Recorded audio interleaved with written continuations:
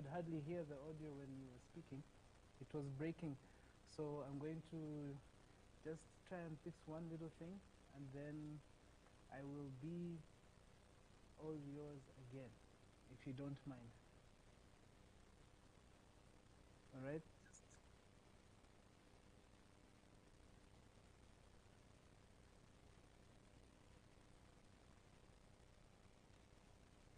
Yeah. Maybe we can stretch for the last time, you know, just to, yeah.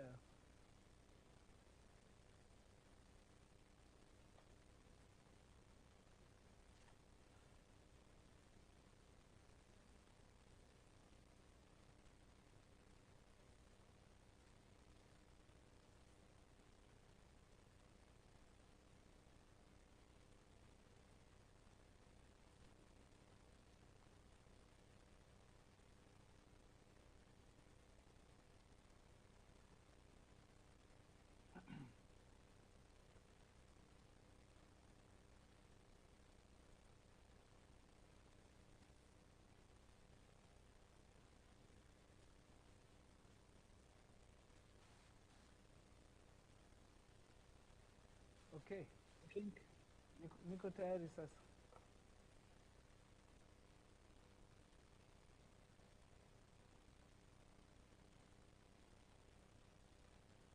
I just want to confirm, are you able to see my slide? You can see it. Live streaming for churches, yes, thank you very much.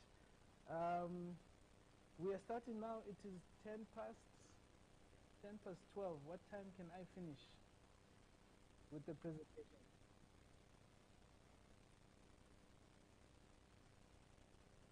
So 30 minutes. All right, thank you.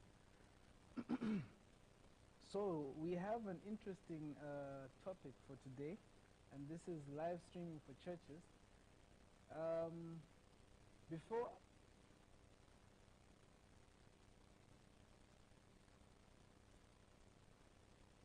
Before we get into the main discussion, I'd like to just share a few facts about myself.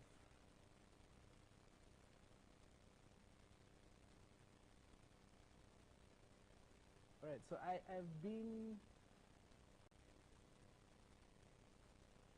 and this one here is my family today.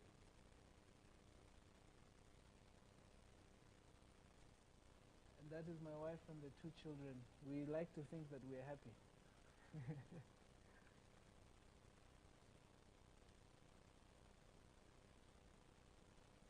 All right, so I will get into the speaking. Now I cannot hear the translation anymore. I don't know if it's my side or if it's your side again. All right. I want to open with a couple of verses, just to lay the foundation of where we are going with this.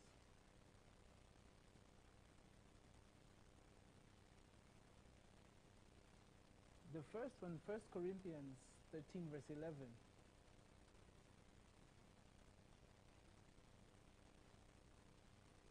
When I was a child, I talked like a child, I thought like a child, I reasoned like a child.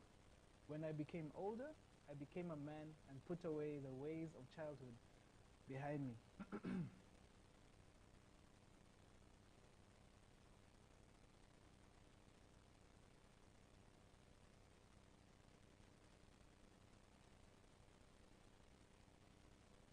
This verse sets a tone for us of the direction that we should be moving when it comes to the work we do in media.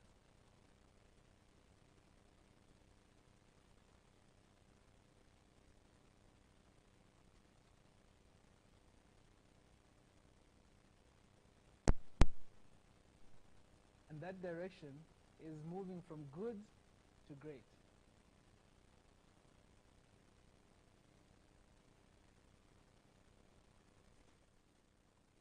Yes, so I will be basing a lot of our talk in this way to say we can be good, but we need to move towards being great.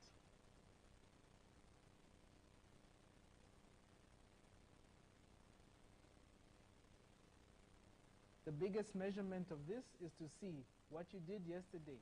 Is it the same as what you're doing, or are you doing today better than you did yesterday?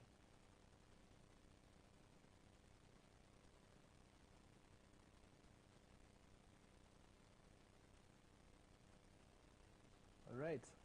Then again, a verse from Matthew chapter 5, verse 48.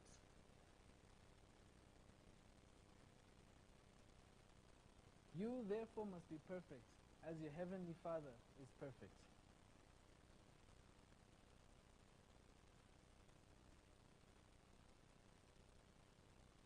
Deuteronomy 3:32, verse 3 to 4. I will proclaim the name of the Lord.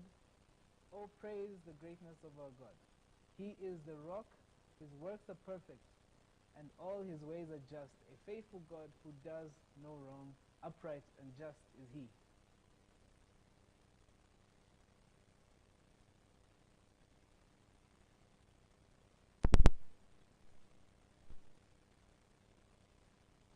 Njia zake ni za haki. Mungu mwaminifu asiyetenda kosa, mkamilifu na mwenye haki. Right. Now, from the get-go, in this work, I would like to say, we are serving a God who is great. Kuanzia mwanzo napenda kusema tunamtumikia Mungu ambaye ni Mungu mkuu. We are serving a God who does not take small work. His works are perfect. Tunamtumikia Mungu ambaye maneno yake ni makamilifu. He is a creative God. Yeye ni Mungu muumbaji. And I have this slide here just to show us the example of excellence that we get from God. Na picha kuonyesha mfano wa ubora ambao tunaupata kutoka kwa Mungu. When we look at nature, we can find out that there are many aspects about God's creation, and that tells us a lot about his characteristics as well. Tunapoangalia viumbe asili, kuna vitu vingi tunavigundua kuhusiana na tabia ya Mungu na ukuu wake. God is perfect. Mungu ni mkamilifu. God is artistic. Mungu ni msanifu. God is orderly. Mungu ana utaratibu. God is precise. His work is very precise. Mungu kazi yake iko makini. He is very creative. Yeye ana ubunifu mkubwa. His creation is unique. Uumbaji wake ni wa pekee. His creation is organic. Uumbaji wake ni wa kiasilia. His creation has humor in it at some times. Uumbaji wake wakati mwingine unakuwa na vichekesho, burudani. His creation also is elegant. Uumbaji wake uko bora. With this as a background, why then does it appear that most of our work comes out to be described as mediocre? Kama hizi sifa ni za kwake, ni kwa nini basi kazi zetu wakati mwingine zinaonekana kuwa za kihafifu hafifu? Yeah, only average quality and not very good. Vitu ambavyo vinafikia kiwango cha wastani tu na sio vizuri sana. We need to be considering moving from good all the way up to great. Tunapasa kuzingatia daima kuwa tunahama kutoka kwenye vizuri kuelekea kwenye bora zaidi. Yes. Now I want to just jump into the idea about technical live streaming.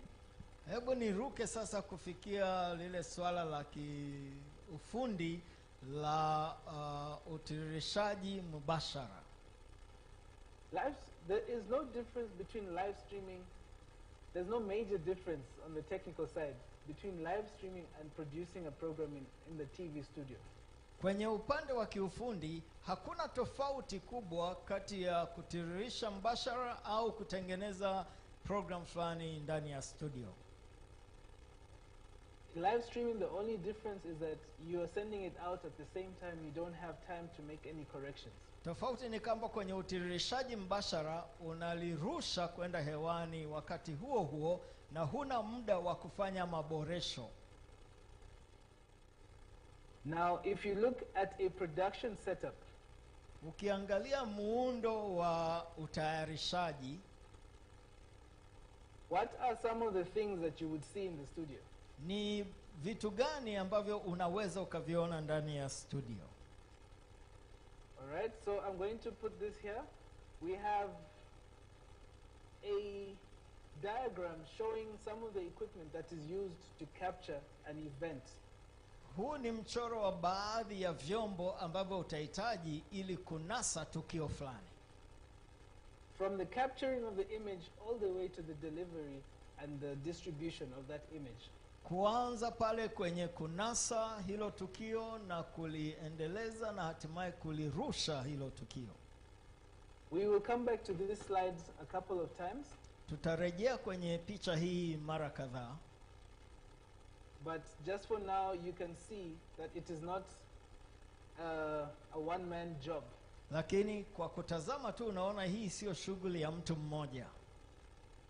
Now, I would like to speak about the manpower that needs to go behind this.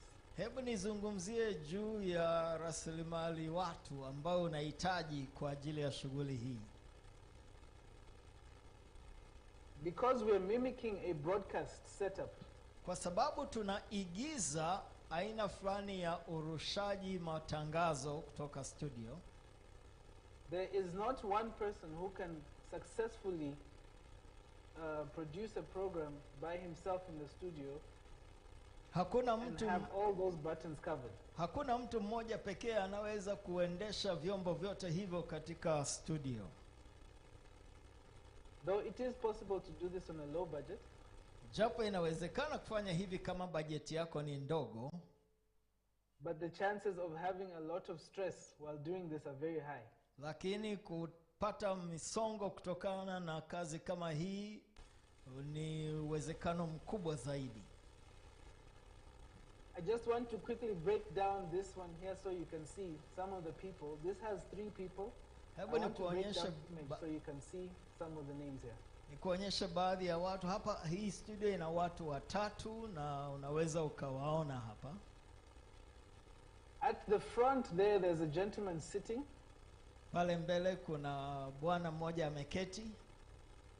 He is directly responsible for doing the video mix. Yeye kazi yake ni kuchanganya picha. Directly behind him, nyuma yake, is a gentleman who is looking and controlling the audio mix of the program. Huyu bwana anaangalia uchanganyaji wa sauti katika program hiyo. Directly on his right, na kulia kwake is a gentleman who at this time he looks like he is coloring and making sure the color balance is correct for the cameras. Huyu kazi yake ni kuona rangi zinazotoka kwenye kamera zimewiana. But then you might find someone who will sit there that will be responsible for the lighting setup. Lakini anaweza pia akaketi pale mtu anayeshughulika na taa au mwanga. I will go back to this image here. Hebu nirudi kwa picha hii ambayo imechukuliwa Jumamosi iliyopita, Sabato iliyopita. Just to show you that behind all this equipment you really need a team of people that are capable. Kukuonyesha tu kwamba kufanya shughuli kama hii unahitaji watu wenye uwezo. Some of the qualities, let's just go through some of the qualities of the people that can actually work on a production live stream.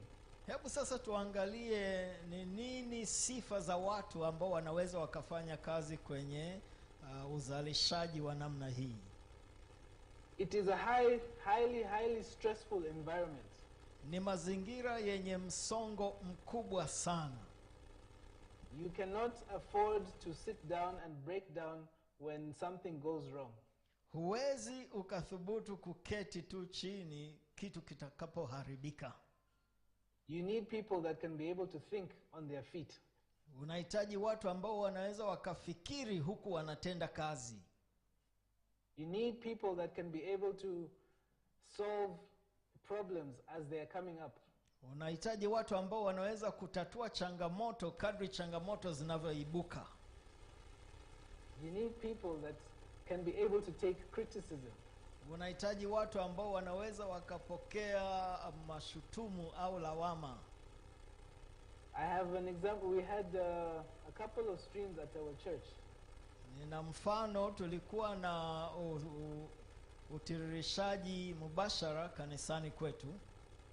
And one of the guys that we leave to be responsible, sometimes he's new in this thing. Na mmoja wa watu anayewajibika alikuwa ni mgeni kwa haya mambo.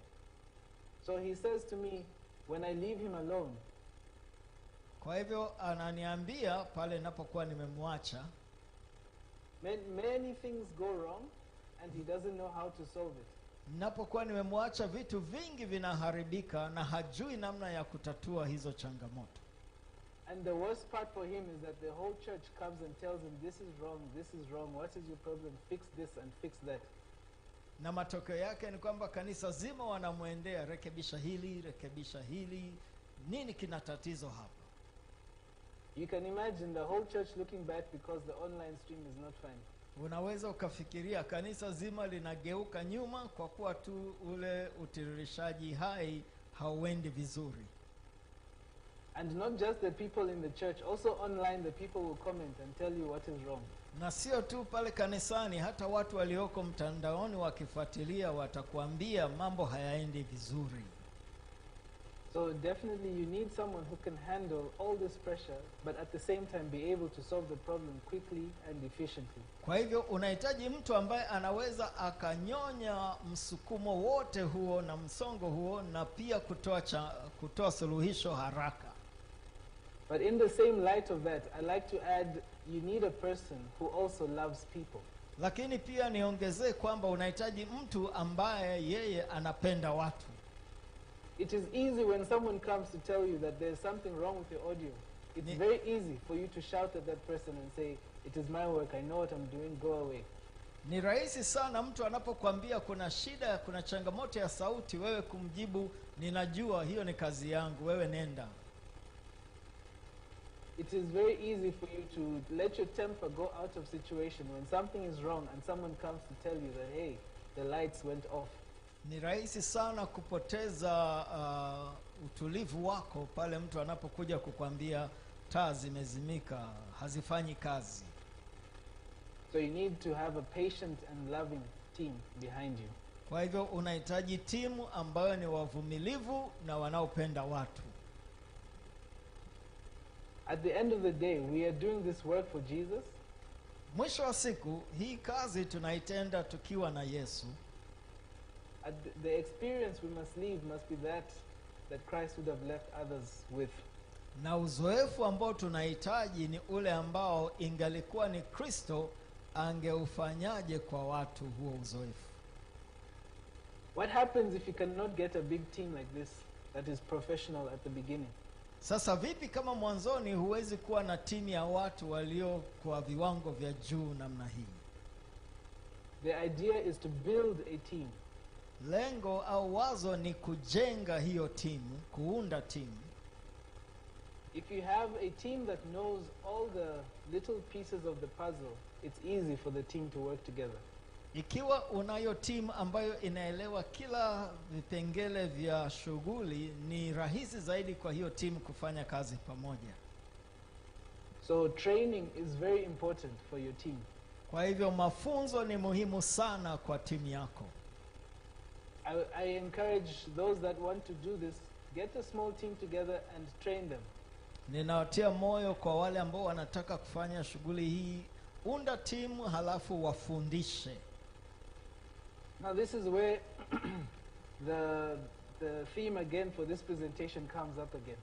Hapa ndipo ile dhima ya wasilisho hili inajirudia tena. We are moving from good to great. Tuna hama kutoka kwenye uzuri kwenda kwenye ubora zaidi. There is no need to put a lot of pressure on yourself when you're learning how to live stream. Hakuna haja ya kujitaabisha sana wewe mwenyewe unapokuwa unajifunza namna ya kutiririsha mbashara. The only thing you need to do is better than what you did yesterday. Unachohitaji tu kufanya ni kutenda bora zaidi kuliko ulivyofanya jana. Yes. Now that covers the people aspect. What else do you need for live stream? Sasa hiyo inahusiana na watu. Lakini unahitaji nini kingine kwa ajili ya utiririshaji mbashara? I will go back to our picture here. Hebu nirudi kwa picha yetu hapa. We have on the left 1, 2, 3, 4, 5, 6 different items there. Upande wetu wa kushoto kuna mambo 6 hivi. Poleni, I didn't see that it was not online. 1, 2, 3, 4, 5, 6. Kuna vitu 6. You do not need 6 lights. I have only 1 light on this side, you can see. Hapo ana taa 6, lakini huhitaji zote hizo. What is important is to have lights, a good lit picture. Kilicho muhimu ni kwamba uwe na picha ambayo ina mwanga mzuri. The next step you will decide now is your camera. Hatua ya pili ni kuamua kamera yako ikoje. Now, this live stream space is very, very fluid these days. Huu mtiririsho mbashara ni hali ambayo inabadilika sana, uko tepe sana siku hizi. There is no one solution that is the best for every situation. Sio kwamba kuna suluhisho moja kwa kila aina ya changamoto. Someone might decide to use his cell phone for the streaming. Mmoja anaweza akaamua atumie simu yake ya rununu kwa ajili ya kutiririsha mbashara. Someone can decide to get a complicated setup like what you see on this image. Lakini mwingine anaweza akaamua awe na vyombo vingi vyenye kazi nyingi kama unavyoviona kwenye picha.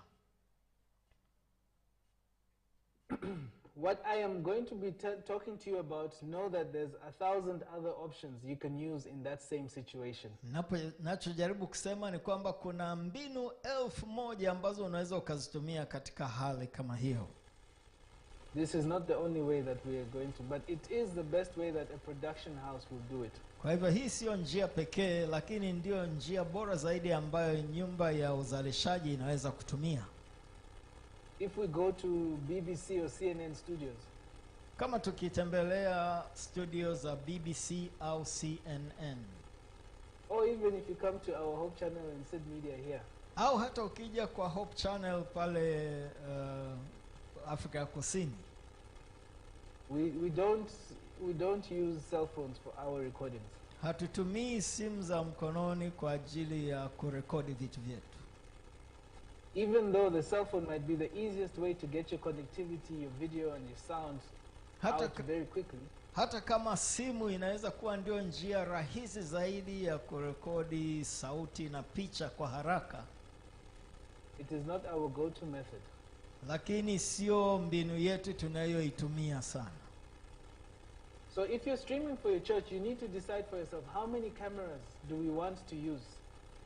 Kwa hivyo kama unatiririsha kwa kanisa lako, unabidi uchague unahitaji kamera ngapi. You may have 0 cameras at the moment. Sasa hivi unaweza usiwe na kamera yoyote ile.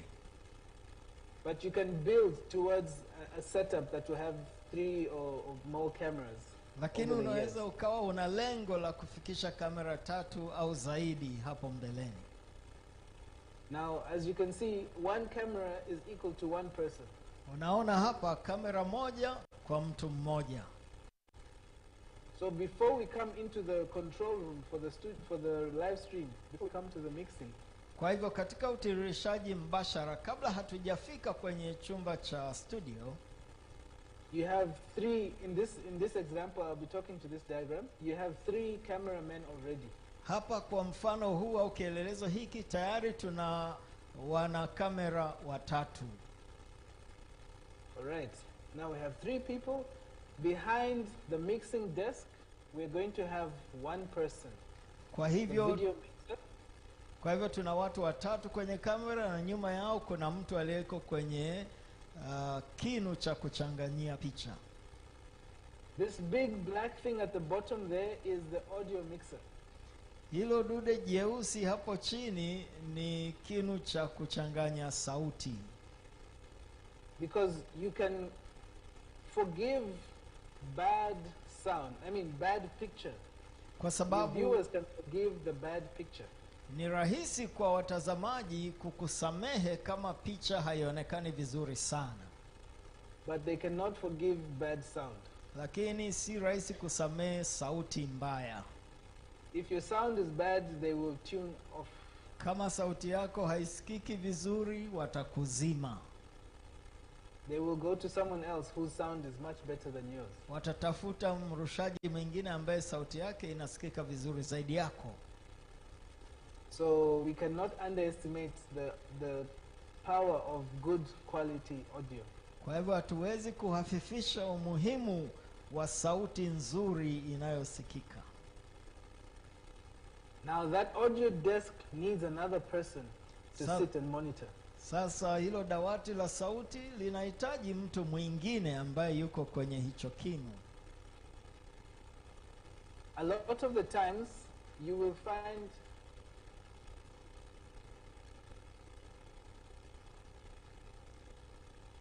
mara nyingi au mara kwa mara unaweza ukakutana na changamoto hii. Kama mnavyoiona picha haipo.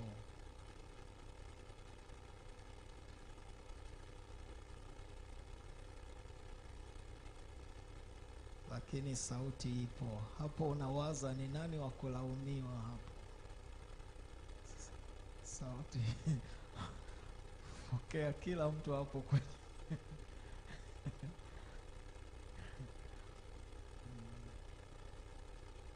Lakini pia hii ni changamoto ya mawasiliano, si ndio?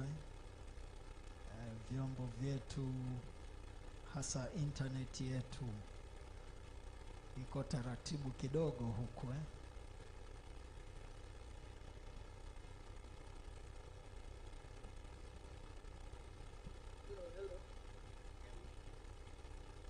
Naona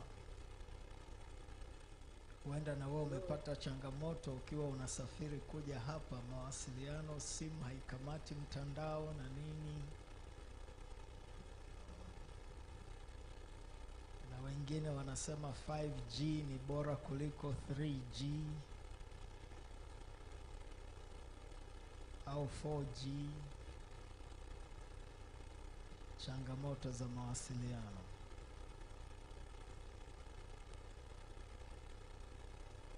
Hello. Yes. We're right here. Am I audible? Yes, you are. Okay, sorry, I've had to change my sound source. And I'm trying to see if I can change my video. Anajaribu kubadilisha mfumo wake wa sauti na sasa anaenda kwenye mfumo wa video. These are some of those things that we talk about that can go wrong at any time. Wakati wowote ule changamoto kama hizi zinaweza kutokea ukiwa unatiririsha mbashara. I hope you're thinking on your feet or on your seat. I am trying to think on my feet. All right. I think we've lost the video, but you can hear me, so I'll use the slideshows there. Kwa hiyo ngoja tutumie tu sauti na picha iliyopo. Just as we were saying, you can forgive the bad picture, but you cannot forgive sound. Kama tulivyokuwa tunasema, unaweza ukamsamehe mtu wa picha, lakini kumsamehe mtu wa sauti sio rahisi. So at least we have sound, we may proceed. Kwa hiyo tuna sauti, ngoja tusonge mbele. Yeah. Right now we're talking about the audio person. If you come to the desk, usually in the church. Ukija sasa kwa yule mtu wa sauti, unapofika kanisani kwako, it is easy to say we have one person who's already doing the sound in the church. Ni rahisi kusema tayari tuna fundi sauti kanisani. But if you want to live stream properly, lakini you need to separate that person. Endapo unataka kutiririsha mbashara, inabidi umuongezee huyo mtu. Preferably you will need to control that audio in another room so that you can be able to hear what the people online are listening to. Na ni vyema zaidi kuwa na mtu kwenye chumba cha pili ili aweze kusikia kile ambacho wasikilizaji wanakisikiliza huko nje. So I will come back to this image. Kwa hiyo nitarudi kwa picha hii. You can see on the stage there's these long speakers left and right. Hapo kwenye jukwaa unaona kuna speaker ndefu upande wa kushoto na kulia. That is in-house sound, front of house. Hizo ni sauti zinazotoka jukwaani ndani ya nyumba. Now because we are sitting in the same space, it is difficult for you to understand what audio you're actually sending online in this situation. Sasa kwa kuwa wote tumekaa sehemu hiyo moja, ni vigumu kufahamu huko nje unakowarushia wao wanapokeaje sauti. Same as this one here, I just wanted to show you that it will be streaming online, but then we are listening to the same audio. Kama ilivyo hapa, nataka tu kusisitiza tunasikiliza sauti zinazotoka hapa ndani, lakini hatupati zile ambazo zinatiririshwa kwenda nje. Ideally, like we said, the broadcast studio, you want to be separate from the venue so that you can have the experience that you are sending to the people. Kilicho bora ni endapo una chumba kilicho pembeni, kilicho kando, ambacho unaweza ukasikiliza sauti, sio ile inayotoka jukwaani moja kwa moja. All right. Then this brings us to another important aspect. How do you talk to your camera people in an event? Tunakuja kwa jambo la tatu. Sasa unazungumzaje na wale wanasa picha katika tukio lako? You will have a cameraman right in front on the stage, but you need to tell him which shot to get. Mpiga picha yuko mbele kabisa ya jukwaa, lakini wewe unahitaji kuwasiliana naye kutoka kule uliko. This is where the production comes in. Hapa ndipo yale mawasiliano ya uzalishaji yanapokuja. You might be aware of this type of a setup. Huenda unaweza ukawa unafahamu muundo huu wa utayarishaji. But then do not take it for granted. Lakini usichukulie tu kuwa itafanya kazi. It is a very, very integral part of the whole system. Ni kitu cha msingi sana sana katika muundo wote huo. Because this affects the quality of the image that you're going to give out. Maana hii ndio itaathiri ubora wa picha inayochukuliwa. Now I want to show you an alternatives to intercoms. Hebu nikuonyeshe mfumo tofauti wa mawasiliano ya ndani kwa ndani. It is very possible that all your camera operators have smartphones. Inawezekana kabisa kwamba mafundi wako wote wana simu janja. And that phone you can download an app. I recommend 𝗏𝗏. Na kwenye hiyo simu janja unaweza ukapakua hiyo program tumishi inayoitwa 𝗏𝗏. 𝗏𝗏 works like a walkie-talkie radio. 𝗏𝗏 inafanya kazi kama zile radio za kama zile radio call. The only difference, it does not work on any frequency. It uses the internet. Tofauti tu ni kwamba hii inatumia internet, mtandao. But it allows you, should your camera operator have the cell phone and an earpiece, headphones connected to the cell phone, then you can send a message directly to them. Lakini inawezekana kama yule mnasa picha ana simu yake na amevaa vinasa sauti vya masikioni, unaweza ukazungumza naye. Also, another alternative is to initiate a WhatsApp group call for the duration of the production. Mbinu nyingine ni kuanzisha mwito wa WhatsApp, yani simu ya WhatsApp kwa kipindi chote cha uzalishaji huu. You can advise your camera operators to mute their microphones then they only listen to the instruction that's coming from the director, the producer. Utawashauri wale wanasa picha wote wazime sauti zao, ili ni yule mzalishaji mkuu pekee ndiye anayesikika. That covers us for the communication section. Hiyo inamaliza hiki kipengele cha mawasiliano. Now we have 5 people, 3 on cameras, 1 on the video mixer and 1 on the audio. Sasa tuna watu 5 tayari, 3 kwenye kamera, 1 kwenye kinu cha sauti na mwingine kwenye uzalishaji. It is advisable to have another last person who will oversee the recording and the live streaming. Inashauriwa uwe na mtu mwingine ambaye yeye atasimamia kurekodi huko na kutiririsha. Live stream now, this is where it gets quite interesting. You have Zoom and YouTube. Sasa kwenye utiririshaji mbashara, hapa ndipo inapoleta mvuto zaidi, maana unaweza kutumia Zoom na unaweza kutumia YouTube. You can also use Facebook.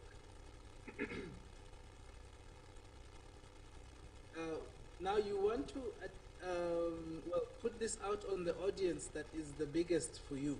Sasa, where is your audience going to be? Sasa unataka uwafikie watu wengi zaidi, kwa hivyo utatathmini wasikilizaji au utazamaji wengi zaidi wako wapi. If you're having an event today at 7 o'clock in the evening, ikiwa una tukio linatokea leo saa 1 usiku, and your church does not have a YouTube channel or a Facebook channel, na kanisa lako halina channel ya YouTube wala ya Facebook, then you will not be able to go live today on that platform. Basi hautaweza kwenda kwenda mubashara kwa kutumia mitandao hiyo. Now, because of the war with the terrorism and the Middle East, where they were beheading a lot of Christians live on the internet, na kwa sababu ya mapambano yanayoendelea huko Mashariki ya Kati ambapo wanachinja Wakristo mubashara, yani wazi wazi, they made it a little bit more difficult to go live immediately, but you can still go live. Walifanya iwe vigumu zaidi kidogo kwenda mubashara wakati huo, lakini bado unaweza kwenda mubashara.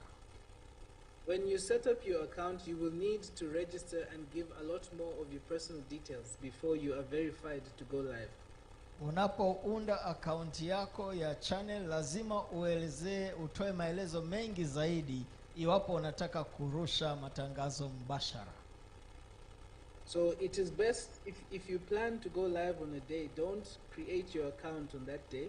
Kwa hivyo ikiwa unapenda kwenda mbashara siku hiyo, usihangaike kutengeneza channel yako siku hiyo. Plan it at least a week in advance and see if you can get to the live streaming page. Anda channel yako angalau wiki moja ili uweze kuona kama inawezekana kuingia kwenye urushaji matangazo mbashara. I would like to show you a page of let me do this. A page from a YouTube live stream. Hebu nikuonyeshe hapa ukurasa mmoja kutoka kwenye YouTube inayotiririsha mbashara. So here we have this channel that says Adventist Music Convention.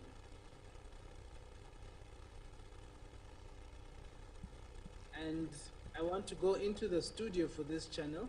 Ninaingia studio sasa kwa channel hii. Tutakuwa na dakika 5, halafu mwishoni tutakuwa na swali moja. Brother Mkandawire. Okay. Asante sana.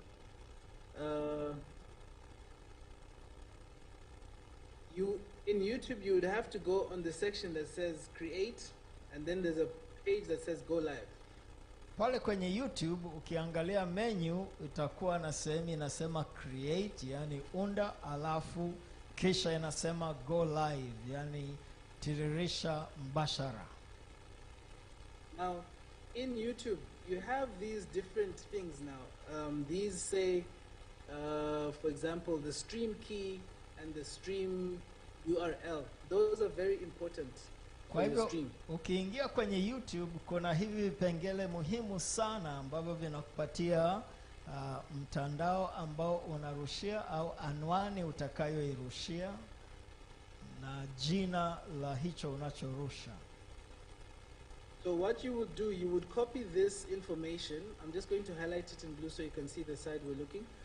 Kwa You hivyo copy hivyo this vitu information and paste it into your live streaming software. hivyo vitu anavyoviangazia utavichagua na kuvinakili na kuvipachika kwenye ile programu yako unayotumia kurushia mubashara.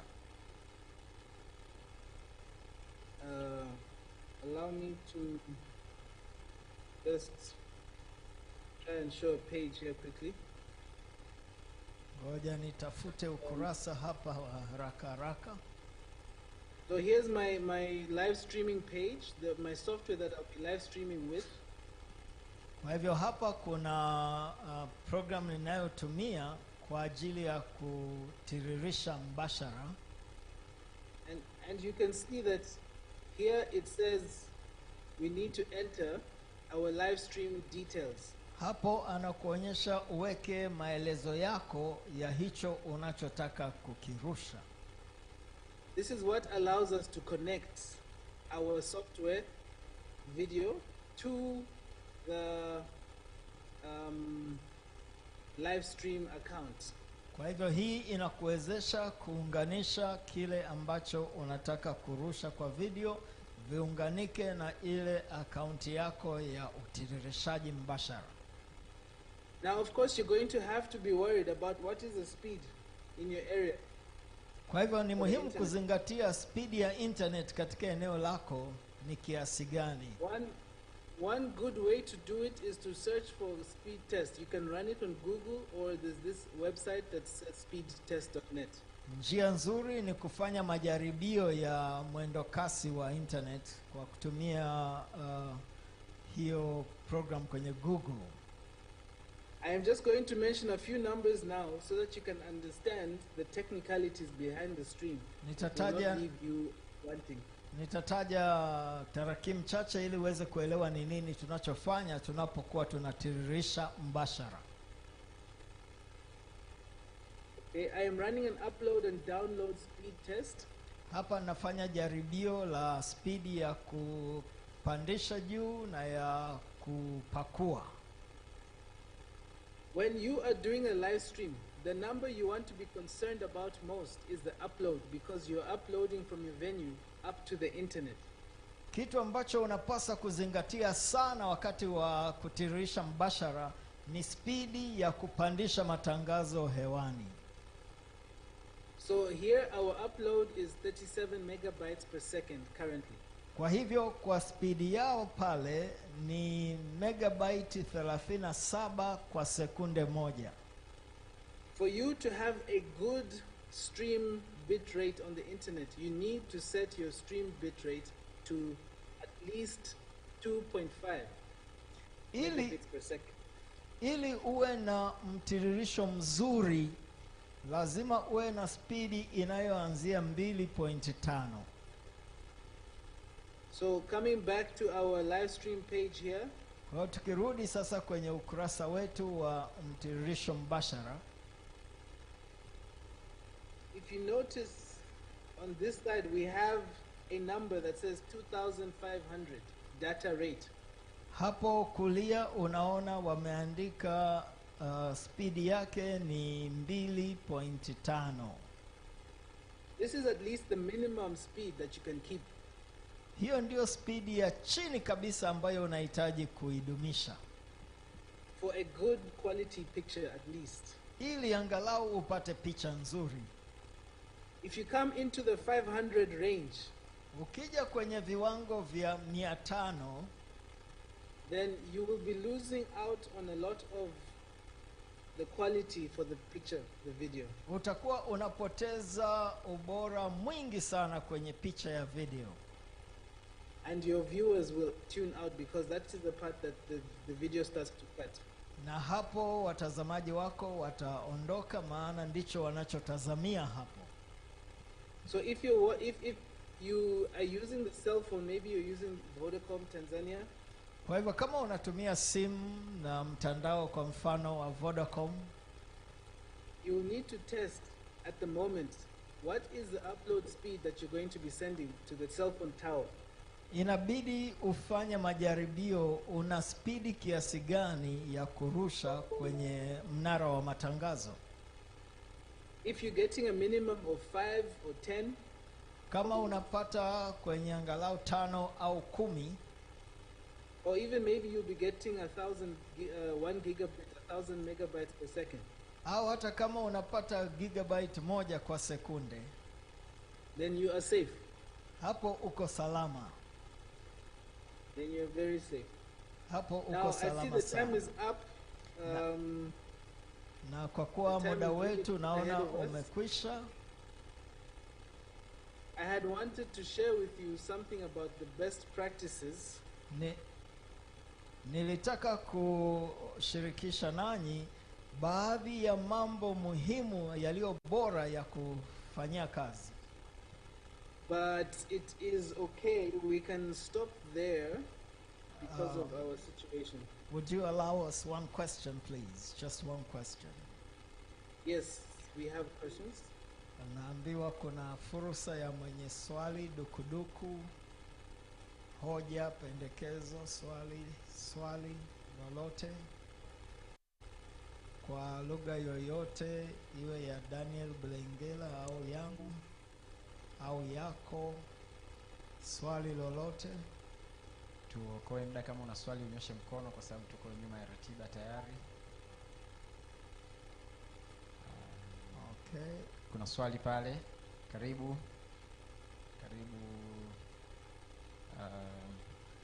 Here's a question for you. Uende moja kwa moja kwenye swali. Okay. Moja kwa moja kwenye swali. Asante, naomba kuuliza swali katika upande kipengele cha mwisho cha speed test. Je, kuna njia yoyote ambayo mimi mtumiaji naweza kuitumia pale ambapo naona speed ya mtandao wangu ni ndogo? Je, kuna either application au namna yoyote ya kunisaidia kuongeza speed ya mtandao wangu? Are you with us, brother? Mkandawire? Sorry? Are you with us? I'm here. Yes. The question is, if my bit rate or speed is lower than the recommended, what can I personally do about it? If your speed is lower than what is required, you can only cross your fingers or you do not go on air. No. If your speed is much lower, kama speed yako ni chini ya hapo, you will have to find another network provider that might be stronger at that point.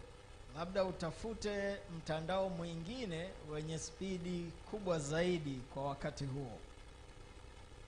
It may happen that the competing network might be stronger in that area at the moment. Inawezekana kwa wakati huo mtandao ambao kuna mtandao ulio na spidi bora zaidi. So that's what, and then there's also another device that you can get. Lakini pia kuna chombo kingine unachoweza kukitafuta. What this device will do, it will combine all the low speeds and make it one speed. Lakini hiki kifaa kitajumuisha spidi zote zilizo chini na kuziunganisha iwe spidi moja. So this is called a bonding encoder. You can get an encoder that bonds the networks. Kwa hivyo hiki kinaitwa bonding encoder au kisimbuzi cha kuunganisha hiyo mitandao. And that one now will take more than one SIM card. So you'll have one SIM card, another SIM card. It can take 3 or 4, some do 6 connections even. Kifaa ambacho kinaweza kuchukua SIM card, yani mitandao mbalimbali. Thank you so much, brother. Sorry? Njia Another option nyingine. you can do is kuna swali. Poleni. No, go ahead. Go ahead and wind up. Your last word, if you please. I can't hear you, sorry. Just your last word, if you please. Oh, my last words. Yes, thank you very much. My last words, allow me to do this one. Before you do the meeting, there's some things that you want to do. You're streaming. Create that plan. Kabla ya kuendesha mkutano wako, kabla ya kutiririsha mbashara, kuna vitu vya kuzingatia. Okay. Plan your live stream with your team. Panga huo mtiririsho wako ukiwa na timu. Create the posters to make people aware that you will be streaming. Tengeneza mabango ili wafahamu watu ya kwamba utakuwa mbashara. Assign roles, especially people who will be talking to the online teams. Gawa majukumu kwa watu, hasa wale ambao watakuwa wanazungumza au wanawajibu watu wanaotiririsha mbashara.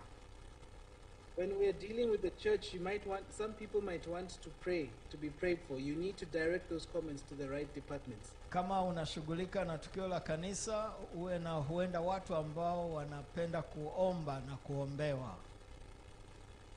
Plan for a clean stage. Tayarisha jukwaa lililo safi. We have a lot of cables. I wanted to show you in production there's many cables that mess the flow. Kule kwenye uzalishaji kuna nyaya nyingi zinazoonekana kama uchafu.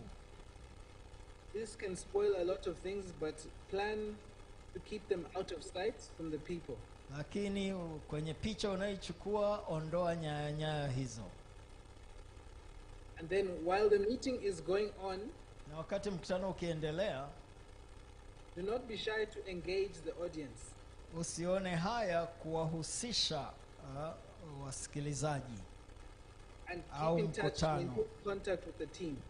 Na uwe na mawasiliano mazuri na timu yako. After the meeting is over, baada ya mkutano kuisha, sit back with the team and decide what did we do well, where did we go wrong, and how can we make that better. Fanya tathmini, ni kipi tulifanya vizuri, kipi kiliharibika, na tuboreshe wapi. And this again is what we were talking about, skills growth. Let us move from where we are to where we need to be. Na hiki ndicho tunazungumzia tena, tuondoke kutoka pale tulipo na kuelekea pale tunapopaswa kuwa. And lastly, my last slide. Finally, very last, due to our time. The church, I learned that the church is a very big ship that turns very slowly. Nimejifunza kuwa kanisa ni meli kubwa sana inayopinda taratibu sana. So if you want your church to immediately jump on live stream, you need to understand that the budget is not readily available for you. Ukitaka kanisa liingie kwenye utirishaji mbashara sasa hivi, lazima uelewe hakuna budget hiyo. Do the necessary planning and pitching so that they can buy into the idea of what you are going to do. Fanya mipango na uza wazo ili waelewe kile wanachopaswa kufanya. And we thank you so much, Brother Mkandawire. Thank you very much. Asante sana. Yeah, that's I picked it good. If you just can give us an ear to a response. Basi nitafanya response kwa kile ambacho kimewakilishwa. This is a response on your presentation, Brother Mkandawire. Kuna mambo machache ambayo tumejifunza hapa kuhusiana na mambo ya live streaming. A few things we have learned about kwamba tofauti ya kurusha live na kule kurekodi ni jambo moja tu. That the difference between live recording and live streaming is just one aspect. Unaporusha live ni kwamba hakuna marekebisho, kwa hiyo tuchague watu ambao makini kwa sababu hapata kuna marekebisho. In live streaming you don't have time for correction, so lakini pia tumejifunza kwamba iwe na studio kufanya hivyo, kuna mambo machache ya kufanya. I'm sure Mkandawire can understand that. Yeah, should I translate? Swahili is good for you, isn't it? Ili kuendesha studio yako unahitaji kuwa na mtu ambaye atahusika na kuchanganya picha na kuchanganya sauti pamoja na yule anayeweza kubalance kamera zako ili zitoe picha nzuri. Lakini jambo lingine ambalo nimeligundua hapa ni kwamba unaweza kuwa na watu wachache katika studio yako wasiopungua watu 3, mtu wa kamera, mtu wa sauti na mtu wa picha. Lakini pia nimegundua pia kwamba katika hili jambo unahitaji kuwa mtu mwenye upendo unaposhikilia hivyo vyombo, kwa sababu wakati fulani watu wanapokurekebisha unaweza ukapanisha jazbo kakasirika, lakini kumbe wanakusaidia kutengeneza picha nzuri na kazi yako ionekane vizuri. Lakini pia nimejifunza jambo la msingi hapa ya kwamba unapokuwa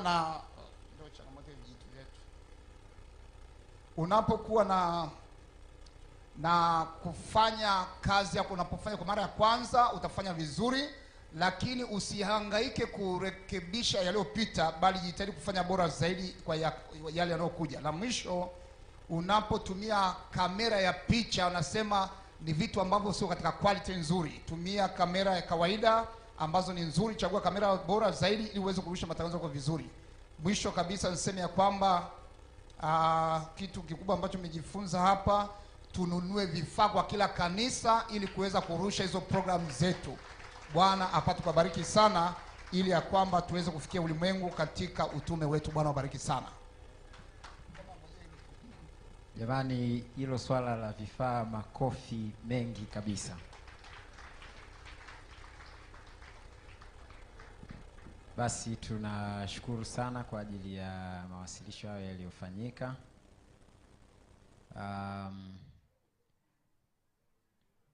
Somo hilo ni pana na huenda kuna watu hapa ambao wanavutwa kujifunza zaidi. Wakurugenzi wa mawasiliano walikuwa wananinong'oneza hapa kwamba kama hilo ni hitaji lako, yaani unataka kuzama ndani zaidi, na ungehitaji kupata kipindi maalum wakati ule wa mgawanyiko, tujue kama mpo. Unaweza kunyosha mkono wako. Okay, nafikiri watu wapo. Mkurugenzi, eti mrudie tena aone vizuri. Okay, basi nashukuru. Tutafanya utaratibu ili watu wa TMC watusaidie kufanya mambo hayo kwa vitendo, kwa sababu tunatamani tunapoondoka hapa tutoke katika nadharia sasa tuende katika utendaji. Muda wetu umesonga sana. Tutakuwa na wasilisho jingine kwa sasa, lakini tutakwenda kwa mapumziko mafupi kwa ajili ya chakula cha mchana. Lakini kabla hatujatoka, pata maelekezo kidogo kutoka kwa mchungaji William Izungo na mchungaji okay, basi naona ni mchungaji William Izungo atatupatia maelekezo machache hapa. Baada ya hapo tutapata ombi kutoka kwake mwenyewe, na tutakuwa tumeahirisha programu hizi kwa sasa mpaka saa 8 kamili. Zingatia muda, mambo ya kujifunza ni mengi na muda wetu ni mfinyu. Mungu awabariki sana. Tuko pamoja na Pastor Bureta. Iko wapi Pastor? Okay, Pastor utakuja kuomba hapa. Tuko naye kwenye kamati pia. Pastor Mbwambo, wakati naongea naomba usogee mahali hapa. Tuliwatangazia vizuri kwa ajili ya kupata zile kuponi kulipia hapo. Huenda ukupata nafasi ya kulipia, basi utakapofika eneo la chakula unaweza ukapata hiyo huduma pia, hakuna tatizo lolote. Wakati wa kutoka, kitakachofanyika ni hiki: tutatoka na geti hilo hapo chini kama tulivyoingia, na usivuke barabara upande wa pili wa barabara. Tembea pembezoni mwa hoteli hii moja kwa moja mpaka utakapofika pale Shoppers. Na ukishafika pale kuna kivuko utakiona, utavuka upande wa pili, kuna kanisa la Anglikana hapo nje kwa nje hapo, basi utaliona, ndipo mahali ambapo tutapata chakula chetu cha mchana. La pili, niombe wakurugenzi wote na maofisa walioko hapa, wakati wengine wanatoka, naomba sisi tuweze kuwepo hapo kwenye viti. Ikiwa umekaa kule nyuma, sogea tu hapa mbele, tutapatia utaratibu namna mtakavyotoka kuelekea kwenye eneo la chakula.